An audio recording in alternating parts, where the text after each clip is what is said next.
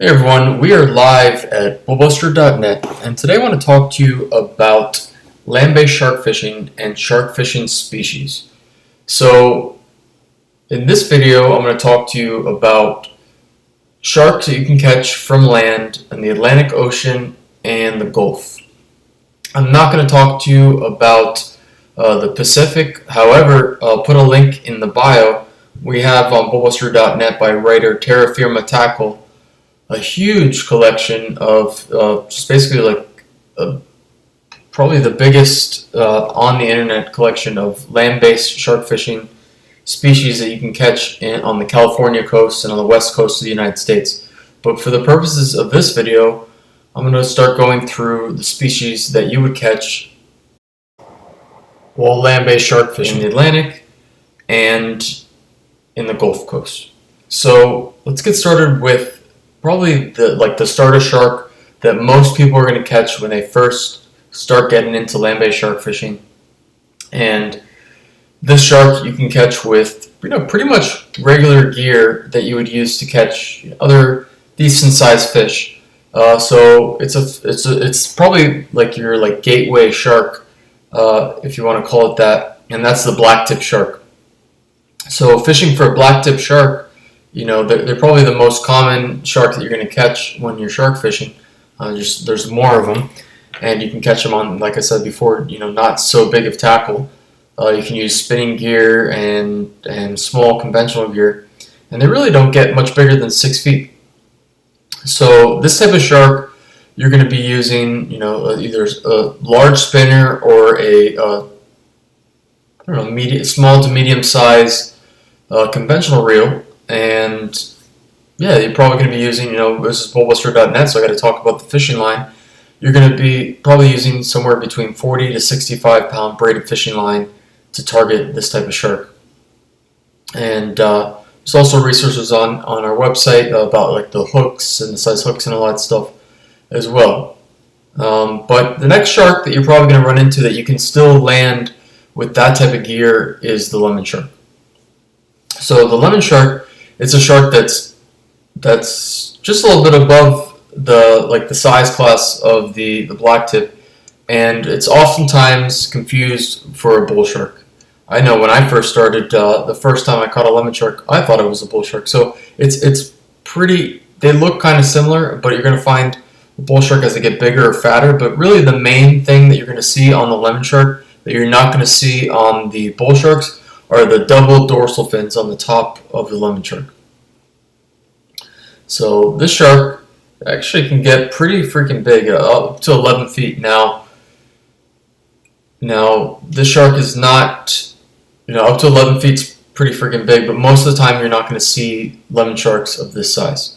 So yeah, so you're probably going to want to beef up your gear a little bit, but lemon sharks don't fight that hard. You can really catch them on that spin gear and that medium size tackle. So the next shark that literally gave bullbuster its name was the bull shark. And the bull shark is really when you start getting into big game fishing from land. And these, bull sharks compared to any animal, I believe it's any animal in the ocean that has the most testosterone. And these things, they freaking fight, and they fight hard. So the bull shark is probably the hardest fighting shark that you're going to start catching with this lighter gear, and it might be what graduates you into the bigger gear where you're like, wow, I finally hooked a shark that pretty much spooled me, and now I need bigger gear to get started. So that's the bull shark. And the maximum size really bull sharks, there's not really bull sharks more than 10 feet. However, that doesn't mean that they, like with the lemon shark, they might get longer, but the bull shark's a lot stronger, it's a lot beefier, and it can really fight you. So then we get to the next, this is the next shark, which is the tiger shark, and the tiger shark is, it can get big. I mean, they're strong, but they have a different type of attitude, and this is when you're really going to need to start beefing up your gear. And these sharks can get up to like 15 feet in length and huge, thousands of pounds. Another shark which where Bullbuster started in Miami. There's not that many of them, and kind of fits into the class of the bull shark is the sandbar shark, and those are often actually confused with the sandbar shark. I'm not going to go too much into them, although people on the west coast of Florida will catch those a lot.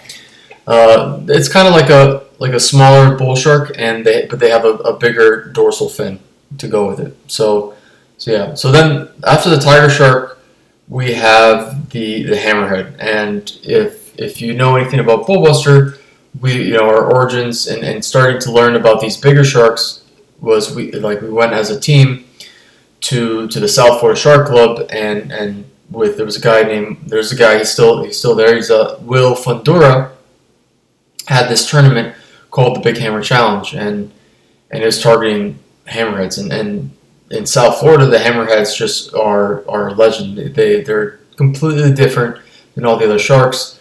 They fight much harder, and they're just a big shark that just has this energy, this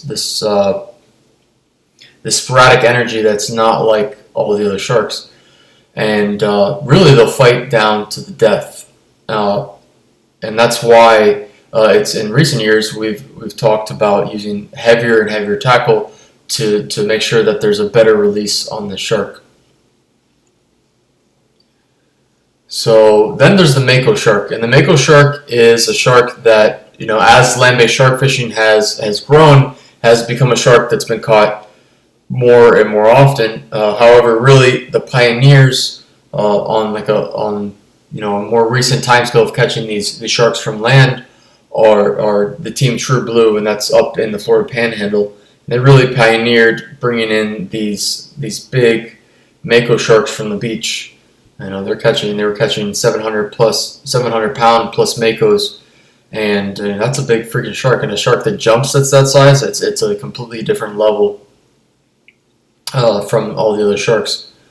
And then in more recent years, there's the great white. Now that shark has been starting to be landed because people are using better tackle to release sharks better. And now you're ending up catching these way bigger sharks than we'd ever caught before, and really terra firma tackle has been one of the main innovators in getting these freaking huge sharks on the land. However, there's definitely a history that Zach from Team Rebel, I don't know if his website's still up, but that website really covered the history of people catching great white sharks down in Durban, South Africa.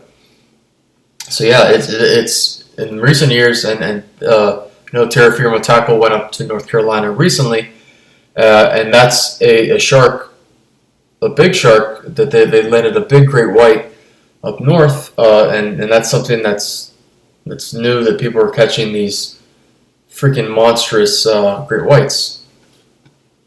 Yeah, so that's pretty much covering the main shark fishing species that you're going to catch from land-based shark fishing. There's definitely a few smaller ones that I didn't mention in the beginning, and these are sharks that you probably wouldn't catch going land-based shark fishing, but just sharks that you might catch fishing from the beach or surf fishing, and that includes bonnet heads and sharp nose sharks and a few other different species like that. But really the main game fishing species of sharks are the sharks that we got into in this video. So I hope you enjoyed this video. If you're just starting to get into land-based shark fishing, there's a lot of resources about this. In recent years, yeah, there's been some good shark conservation, and now there are more sharks, but there's also more shark fishermen. So it's a growing sport. It's an evolving sport, and if you're new to the sport, welcome to the sport. Respect the sport, and yeah, hope you enjoyed this video. Spend more time fishing.